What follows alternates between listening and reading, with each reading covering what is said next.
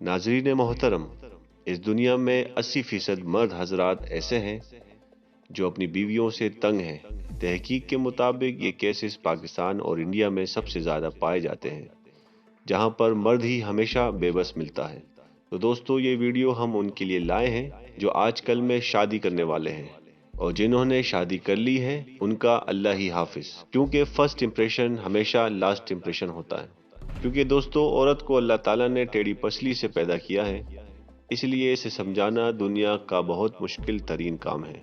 मेरे दोस्तों, अगर दुनिया में अपने आप को और अपनी बीवी को हमेशा और इस रिश्ते को हमेशा कायम दायम रखना चाहते हो, तो इमाम अहमद बिन हम्बल रहमतुल्लाह अलैह की कुछ नसीहतें इख्तियार करो। तो मुलाहिजा करते हैं उनकी पहली नसीहत कि औरतें तुम्हारी तवज्जो चाहती है, इसलिए तुम इनसे वाज़े अल्फाज में मोहब्बत का इजहार करते रहो और वक्तन फवक्तन वाज़े अल्फाज में इसको बताओ कि वो तुम्हारे लिए किस कदर अहम और महबूब है। इस गुमान में ना रहो कि वो खुद समझ जाएगी।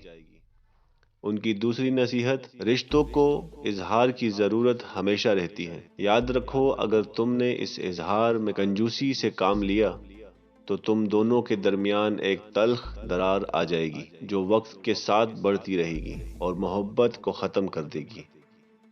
औरतों को सख्त मिजाज और ज़रूरत से ज़्यादा मोहतात मर्दों से कोफ्त होती है, लेकिन वो नर्म मिजाज मर्द की नरमी का बेजा फ़ायदा उठाना भी जानती है। लिहाजा इन दोनों सिफात में इत्तेदाल से काम लेना ताकि घर में तवाज़ुन कायम रहे। औरतें अपने शोहर से वही तवक्को रखती हैं जो शोहर अपनी बीवी से रखता है, यानी इज्जत, मोहब्बत, बड़ी बातें, ज़ाहिरी जमाल, साफ सुथरा लिबास और खुशबूदार जिस्म। लिहाजा हमेशा इसका ख्याल रखना। उनकी पांचवी नसीहत, याद रखो कि घर की चार दीवारी औरत की सल्तनत है। जब वो वहाँ होती है तो गोया अपनी मुमलिकत के तख्त पर बैठी होती है। इसकी इस सल्तनत में बेजा मुदाखलत हरगिज ना करना और इसका तख्त छीनने की कोशिश ना करना। जिस हद तक मुमकिन हो घर के मामलात इसके सुपर्द करना। हर बीवी अपने शोहर से मोहब्बत करना चाहती है, लेकिन इसके माँ बाप, बहन भाई और दीगर घर वाले भी हैं जिनसे वो लाताल्लुक नहीं हो सकती।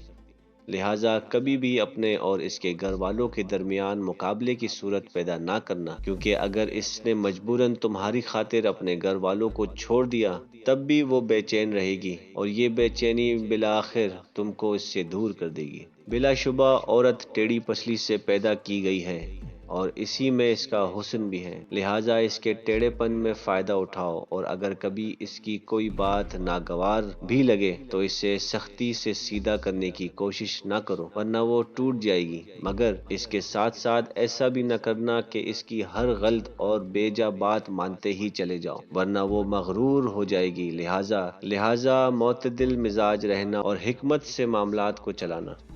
शोहर की नाकदरी और नाशुक्री अक्सर औरत की फितरत में होती है। अगर सारी उम्र भी इस पर नवाजिशें करते रहो लेकिन कोई कमी रह गई तो ये यही कहेगी कि तुमने मेरी कौन सी बात सुनी। लिहाजा इसकी इस फितरत पर ज़्यादा परेशान मत होना और ना ही इसकी वजह से इससे मोहब्बत में कमी करना। अल्लाह की बंदी समझकर इससे मोहब्बत करते रहना और हकूक अदा करते रहना।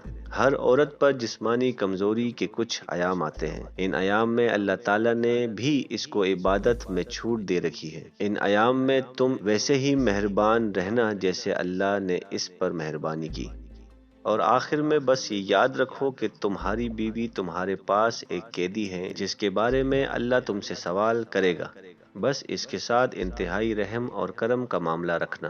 तो दोस्तों, ये सारी नसीहतें हमेशा याद रखना ताकि पूरी जिंदगी में किसी के सामने शर्मिंदा ना होना पड़े।